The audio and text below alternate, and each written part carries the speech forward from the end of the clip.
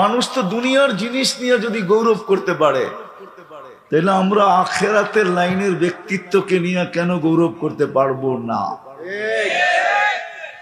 মানুষ যদি দুনিয়ার জিনিসকে প্রস্ফুটিত করতে পারে, তাহলে যেই ব্যক্তিত্বের সাথে আমাদের ২৫০০ মানুষের আখেরাত সংযুক্ত, মুসলমানের আখেরাত সংযুক্ত, এটা কেন আমরা পারবো না?